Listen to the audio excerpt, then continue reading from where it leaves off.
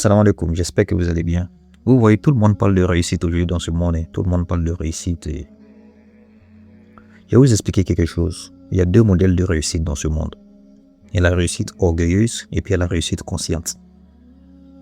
La réussite orgueilleuse, là, c'est laquelle? C'est une réussite dans laquelle tout est centré sur ton moi.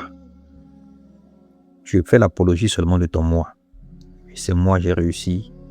J'ai la meilleure stratégie de réussite. Je suis plus intelligent que les autres.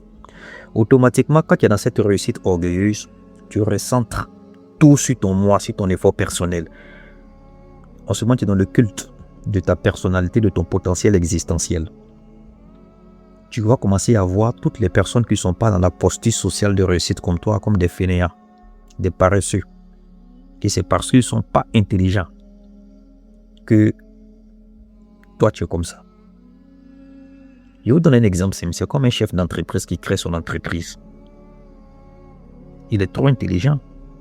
Et il estime que tout le monde doit être comme lui. C'est pourquoi il est comme ça. Donc, automatiquement, il a des discours un peu blessants vis-à-vis des personnes qui ne sont pas comme lui. Mais il crée une entreprise, il a besoin des travailleurs pour travailler. Les personnes qui ne sont pas comme lui, qui sont les pauvres, c'est de ceux-là, leur expertise là qu'il a besoin de ça pour que ces personnes-là, le statut actuel là, soit le carburant qui va permettre à son entreprise là, de proliférer, d'être prolifique. En ce moment-là, est-ce que pour une personne qui est intelligente, il ne doit pas redescendre de son piédestal de réussite pour savoir que le monde là, cette harmonie de contrées là, c'est ce qui crée l'équilibre. Parce que tout le monde ne peut pas être comme toi. Mais il faudrait qu'il y ait des personnes qui ne sont pas comme toi pour que tu sois ce que tu es à travers ce que tu vas ériger. Donc, en ce moment, la réussite orgueilleuse t'emmène à penser que tout est centré sur toi. C'est toi qui es derrière le fond de toutes choses. Donc, automatiquement, tu ne peux pas avoir un œil d'estimation, de respect, de bienveillance vis-à-vis des personnes qui ne sont pas dans ton postulat de réussite, dans ta ligne de mire. Donc, comment est-ce que tu conçois la réussite? Donc, c'est pourquoi tu vas parler toujours avec arrogance. Ce modèle de réussite crée quoi? L'arrogance et puis l'injustice. Et l'orgueil. Tu vas parler de façon hautaine. La deuxième catégorie de réussite, c'est la réussite consciente. Et cette réussite-là est centrée sur Dieu. C'est-à-dire, à travers toi, ton effort, tu ne vois pas ta personne, mais tu vois Dieu qui t'a gratifié de tout ce que tu as pour accéder à cette réussite, ton souffle de vie. Le fait, tu vois, depuis ta provenance, même ta mère et ton père que tu n'as pas choisi, les Sambabou, toutes les causes qui ont facilité cette réussite-là font partie de la création de Dieu. Donc, tu ressens tout à Dieu, tu ramènes tout à Dieu. Automatiquement, tu dis c'est Allah qui a voulu. Donc, cette réussite-là,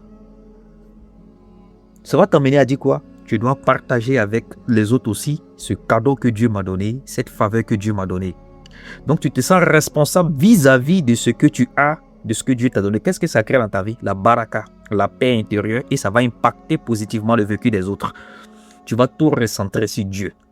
C'est pourquoi Karun, quand Moussa lui a demandé sois bon avec ta fortune, qu'est-ce qu'il a dit? Ce que j'ai, je possède, émane de ma propre intelligence. Il y a beaucoup de personnes qui sont Karun comme ça dans ce monde-là.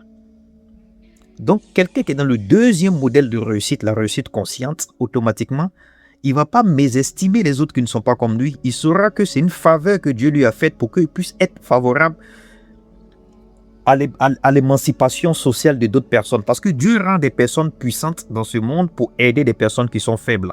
C'est ça qu'on appelle l'harmonie des contraires. C'est comme le jour. Il a besoin de la nuit pour que la journée soit une journée. C'est comme la pile. Elle a besoin de la faiblesse. Dans la pile, là, il y a le plus et le moins. La force du plus a besoin de la faiblesse du moins pour donner une énergie. La faiblesse du moins a besoin de la force du plus pour donner une énergie. C'est comme tu crées ton entreprise. Ceux qui ne sont pas comme toi, qui n'ont pas ton statut social que tu appelles les pauvres, là, sans la pauvreté, là, ton entreprise va tomber parce que tu ne peux pas prendre les personnes qui ont le même statut social que toi pour travailler pour toi, pour que toi aussi tu puisses avoir, pour que ton empire puisse s'ériger. Donc, en ce moment, tu vois que les autres aussi, ils ont besoin, ou bien la nature même, ou bien Dieu même derrière la conception de toutes choses, a besoin de créer cet équilibre-là, créer leur posture sociale aussi pour que toi aussi tu puisses avoir le titre que tu as. Donc celui qui est dans la réussite consciente va tout orienter, concentrer sur Dieu. Il va être animé d'humilité. Parce qu'il sait que tout ce qu'on possède là, il va voir ça comme un test. Dieu nous donne les titres pour nous tester. Donc en ce moment, tu vas savoir que la réussite là, Dieu me rend comme ça, c'est pour que je sois utile, pour aider. Il va savoir que le fait qu'il monte, il va monter pour pouvoir élever les autres. Il va gagner pour pouvoir partager. Mais celui qui est dans la réussite orgueilleuse, il va réussir pour aider seulement si et seulement s'il a des intérêts. Mais celui qui est dans la réussite consciente aide sans arrière-pensée parce qu'il sait que Dieu lui a donné. Une fois qu'il finit ses dépenses quotidiennes normales, la famille, tout, le supplice. C'est pourquoi il se remémore les versets dans le Coran où Dieu dit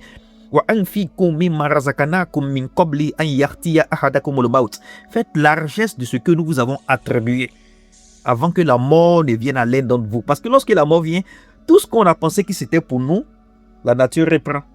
On va dans la tombe sans rien.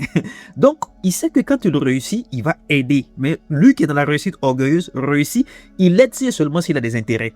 Maintenant, lui qui est dans la réussite orgueilleuse, lui quand il monte, il rabaisse les autres. Mais lui qui est dans la réussite consciente, quand il monte, il élève les autres. Celui qui est dans la réussite orgueilleuse, quand il gagne, il ne partage pas. Celui qui est dans la réussite consciente, quand il gagne, il partage parce qu'il sait que le supplice là, il va faire quoi avec? Maintenant, celui qui est dans la réussite orgueilleuse, il va transformer maintenant ses désirs en des besoins. C'est pourquoi tu vois, il va dire c'est pour moi, je fais ce que je veux avec. Il peut acheter des milliers de voitures de luxe à des sommes exorbitantes même qui ne répondent même pas à des besoins. Ils sont fous parce qu'il dit c'est moi qui ai gagné. Maintenant, lorsqu'il meurt, il y a combien de milliardaires de personnes à connu qui sont décédés. Les présidents africains, les stars, quand ils sont décédés là, même le matériel qu'ils ont acheté, il n'y a personne pour entretenir ces gâtés comme ça. C'est là des voitures, des maisons, tout. Mais celui qui est dans la réussite consciente, il fait la largesse de ce que Dieu lui a donné. C'est pourquoi Dieu dit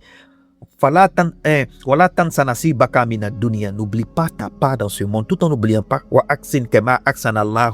sois bon avec les autres comme lui Allah il a été bon avec toi. Donc il y a deux types de réussite. On va savoir dans quel type de réussite nous nous trouvons, dans la réussite orgueilleuse ou dans la réussite consciente.